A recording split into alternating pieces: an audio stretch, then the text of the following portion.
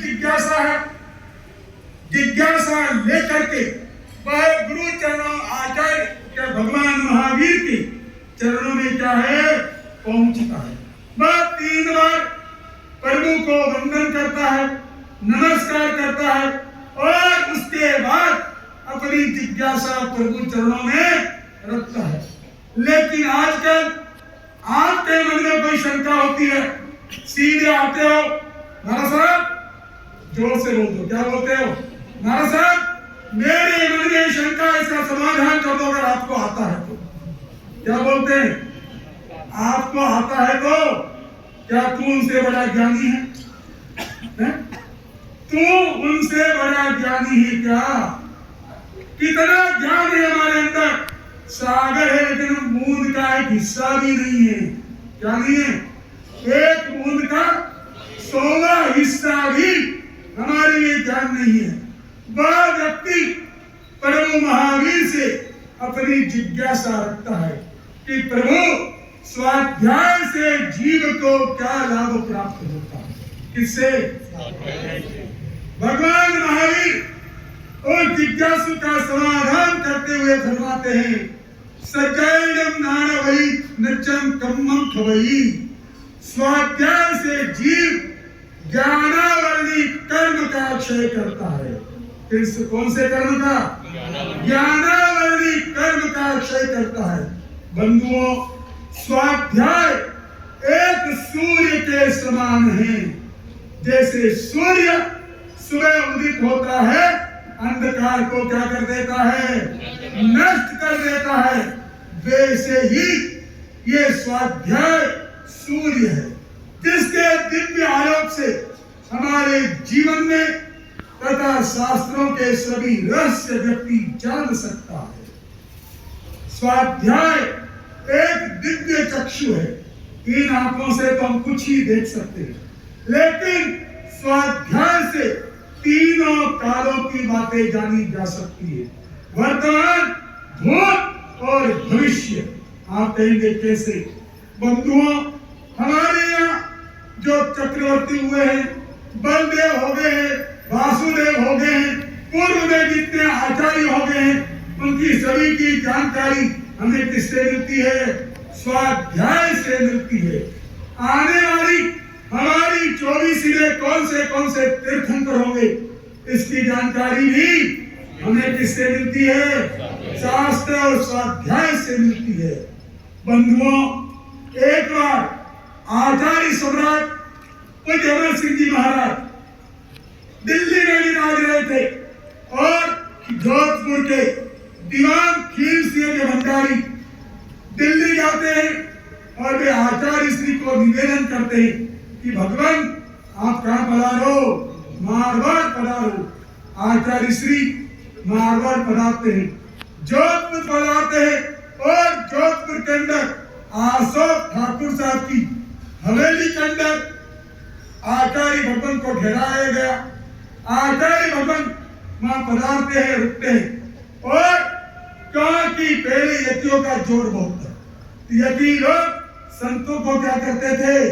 परेशान करते थे। यतियों की मान्यता थी कि सवा मक्खी को मारो और एक संत को मारो बराबर पाप है।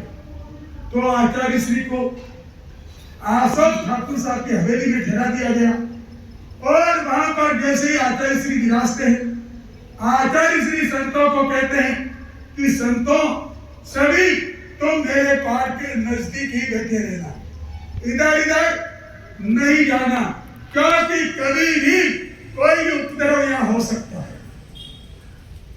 और आचार्य श्री शाम को प्रतिक्रमण हुआ और प्रतिक्रमण के बाद आचार्य भगवान अपनी जो हमारे यहाँ भानु द्वार का ठोकरा है, जिसमें देवताओं का वर्णन है, देवताओं की रिद्धि सिद्धि का वर्णन है, और आचार्य श्री वह भानु द्वार गिनते हैं और उस समय जो अशोक ठाकुर साहब जिन्हें उनकी युद्ध में मृत्यु हो गई थी, वह गंतव्य देव बने थे और उसी हवेली में क्या है उनका निवास था। वह प्रकट होते हैं और आके कहते हैं कि आपको यहाँ किसने लिखा है मेरी जगह है, आप सुबह यहाँ से क्या करना, चले जाना, आप अभी चले जाओ। आचार्य जी ने कहा भाई हम रात को तो नहीं जा सकते हैं, बोले सुबह चले जाना। और गुस्से के अंदर वो देव जिस पट्टे पर आचार्य श्री बैठे थे उस पट्टे के पाए को लात मारता है और पट्टे का पाया क्या हो जाता है, टूट जाता है। फिर भी आचार्य श्री 3 पट्टे पाए वाले पट्टे पे विराजे हैं और भानु द्वार का स्वाध्याय हो रहा है। और स्वाध्याय में देवताओं का वर्णन आता है, उनकी रिद्धि सिद्धि उनके विमान का वर्णन आता है।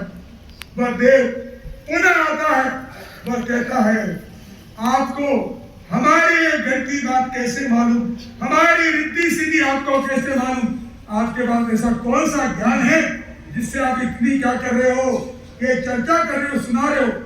आचार्य भगवान कहते हैं हमें कोई ज्ञान नहीं है, ये हमारे शास्त्रों का क्या है, वर्णन है। वह देव कहता है अब आपको कल जाने की जरूरत नहीं, आप यही रहो और हमें सुनाओ। आचार्य श्री बोलते तेने तो कहा था सुबह चले जाना और तेरे पाटे का पाया भी क्या कर दिया है, तोड़ दिया है। वह पुनः उस पाटे के पायों को क्या कर देता है, जोड़ देता है और आचार्य के चरणों में समर्पित हो जाता है। आज भी वह पट्टा जोधपुर में आसो ठाकुर साहब की हवेली में क्या है, मौजूद है। बंधुओं, स्वाध्याय संजीवनी रत्न है, स्वाध्याय चिंतामणि रत्न है। जैसे चिंतामणि रत्न किसी को प्राप्त हो जाता है तो उसकी सभी बाधाएं क्या हो जाती है, दूर हो जाती है।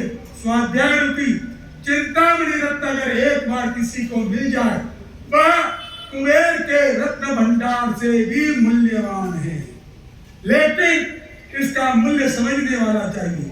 स्वाध्याय संजीवनी बूटी है जो ज्ञान रूपी रोग का हरण कर देती है। स्वाध्याय हृदय को मेल को धोने का एक बहुत बड़ा साधन है और जैसे दीपक जलता है पर प्रकाश करता है, वैसे ही स्वाध्याय हमारे जीवन में ज्ञान का दीपक जलाता है। स्वाध्याय नंदन वन के समान है, नंदन वन में बैठ करके व्यक्ति आनंद का अनुभव करता है। अगर एक बार व्यक्ति स्वाध्याय रूपी नंदन वन के अंदर बैठ जाता है तो उसका कोई भी उसे तकलीफ नहीं आती। स्वाध्याय शत्रु के अंदर मित्रता का भाव पैदा करती है। स्वाध्याय अपने और पराये का भेद भुला करके अपनत्व का संदेश देती है। आगमवाणी का स्वाध्याय एक औषध के रूप में आचार्य भगवान पूज्य गुरुदेव श्री देवेंद्र मुनि जी महाराज फरमाते थे कि स्वाध्याय एक दर्पण के समान है। दर्पण अपने आप को दिखाता है, वैसे ही स्वाध्याय अपने को दिखाने के लिए, दूसरे को दिखाने के लिए नहीं है। लेकिन स्वाध्याय कब करनी चाहिए, कैसे करनी चाहिए, स्वाध्याय करने से पहले बहुत सारी बातों का ध्यान रखना होता है, क्योंकि हर कहीं पर बैठ करके स्वाध्याय नहीं होती है। क्योंकि शास्त्र कहाँ पढ़ा जाए, कहाँ ना पढ़ा जाए। बंधुओं, जब हम स्थान का चयन करें, वो स्थान कोहरा युक्त जहाँ हवा बात होती हो, बहुत सारी लोग चिल्लाते हो, कोलाहल होता हो, ऐसे स्थान पर बैठकर स्वाध्याय नहीं की जा सकती। और जो स्थान हो वह बिल्कुल शुद्ध हो, साफ सुथरा हो और जहाँ स्वाध्याय करते हैं वहाँ का प्रकाशयुक्त वातावरण हो। विनय स्वाध्याय में प्रमुख है। अगर अहंकार है तो स्वाध्याय नहीं हो सकती। हम स्वाध्याय करें उसके पहले, सबसे पहले हम शास्त्र को क्या करें, बंधन करें शास्त्र लेने से पहले। उसके बाद शास्त्र को पट्टे पर, चौकी पर कपड़ा बिछा कर क्या करें, विराजमान करें या खमड़ी पर रख करके उस शास्त्र को विधि युक्त रखे। उसके बाद जब शास्त्र पढ़े 3 बार बंधन करके शास्त्र की स्वाध्याय क्या करनी चाहिए, प्रारंभ करनी चाहिए। और जब शास्त्र पूर्ण होती हो उन्हें 3 बार बंधन करके, और शास्त्र में कोई ऊंचा नीचा बोला गया हो तो मिच्छामि दुक्कडम बोल करके क्या करना चाहिए, शास्त्र का समापन करना चाहिए। और शास्त्र के हम स्वाध्याय करें, मन में एकाग्रता होनी चाहिए। अगर मन में हलचल है, मन में दुकान है, मन में फैक्ट्री है, मन में ऑफिस है और मन में इधर उधर का वातावरण है, तो स्वाध्याय हमारा अच्छी तरह से नहीं हो सकता, हृदय में आनंद नहीं आ सकता। स्वाध्याय प्रतिदिन होना चाहिए। और स्वाध्याय हम कब करें? जब स्वाध्याय करते हैं ना, एक पुस्तक उठाई, 2-4 पेज पढ़े, मन नहीं लगा, पुस्तक रख ली, फिर दूसरी ली, फिर तीसरी ली, नहीं। एक ग्रंथ कोई भी लो, उसको पहले पूरा करो और उसके बाद दूसरा ग्रंथ लो। आचार्य भगवान पूज्य गुरुदेव श्री देवेंद्र मुनि जी महाराज साहब का चातुर्मास पानीपत के अंदर था। एक श्रावक गुरुदेव के चरणों में आता है, वंदना करता है और उसके आंखों में आंसू आते। आचार्य भगवान ने पूछा, भाई क्या बात है? वकील साहब वकील थे, बोले वकील साहब क्या बात, ऐसा कौन सा दुख है जो आपके आंखों से क्या आ रहा है? आंसू आ रहे। वो कहते, गुरुदेव क्या करूं, मेरे घर के अंदर पहले सुख था, आनंद था, धन थी, संपत्ति थी, सभी था। जब तक मेरे घर में पिताजी मौजूद थे, ये सभी सुविधाएं मेरे घर में थी। पिताजी आगम के जाता थे, 32 शास्त्र पढ़ते थे, लेकिन पिताजी का स्वर्गवास हुआ और उसके बाद घर का कुछ काम करना था, नया बनाना था, तो उसके बाद घर का वातावरण दुखमय हो गया। गुरुदेव, नहीं धन है, नहीं संपत्ति है, नहीं घर में स्नेह का भाव है, नहीं अपनत्व का भाव है, सब में मन मुटाव है। आचार्य भगवान ने कहा, वकील साहब ये बताओ कि जिन शास्त्रों का आपका पिताजी स्वाध्याय करते थे, वे शास्त्र कहाँ है? उसने कहा, गुरुदेव मैंने बहुत अच्छी तरह से सुरक्षित रखा हुआ। भगवान ने कहा, कहाँ रखा है? गुरुदेव बहुत अच्छी जगह रखा हुआ है। क्या बोलते हैं? गुरुदेव पूछे, कहाँ रखा है?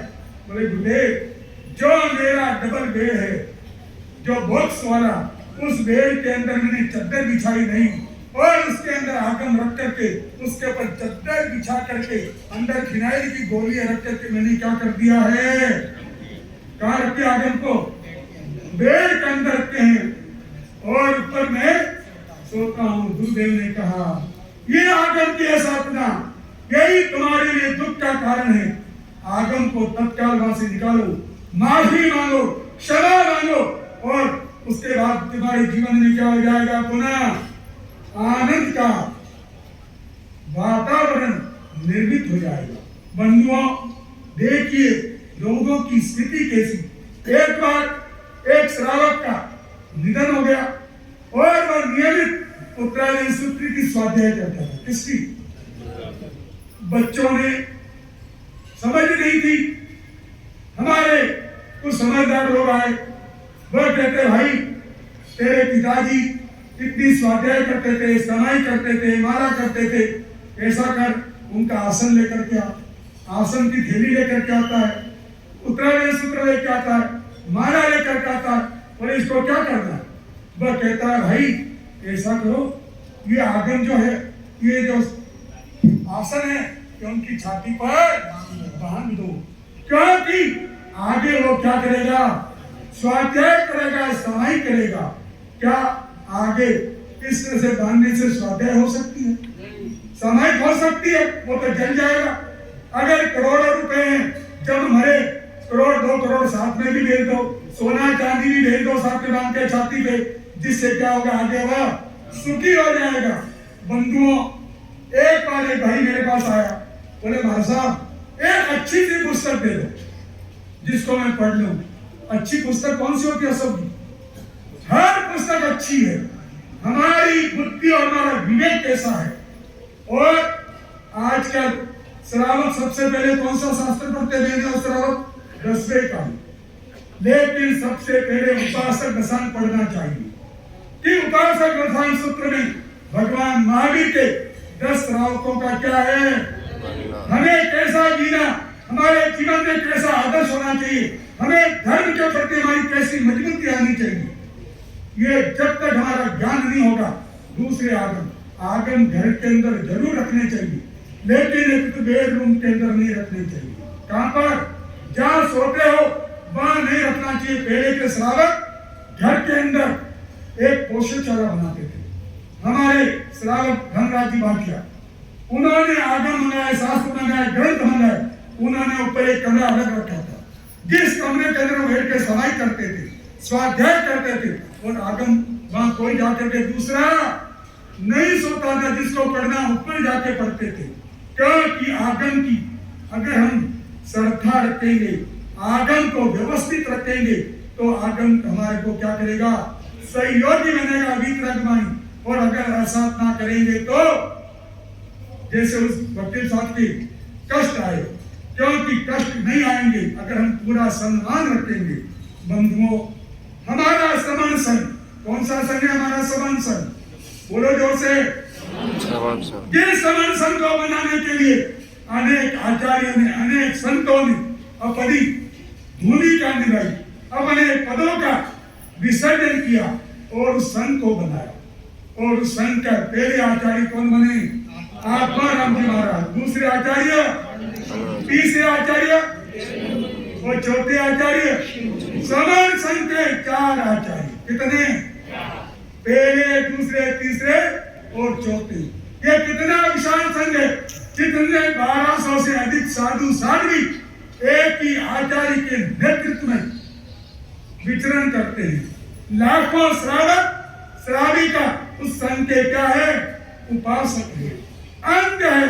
और हमें विश्वास होना चाहिए, हमें गौरव होना चाहिए, हमें इतना बड़ा संघ मिला, श्रवण संघ। दूसरी सब संप्रदाय, दूसरी क्या है? संप्रदाय है। संघ एक ही है और वो विशाल है सागर की तरह। इस संघ में जो आता है सब घटता है, लेकिन ये संघ सभी साधु संतों का आदर करता है, सम्मान करता है। लेकिन गुरु और परंपरा एक होती है। क्या होती है? गुरु और परंपरा एक होती है।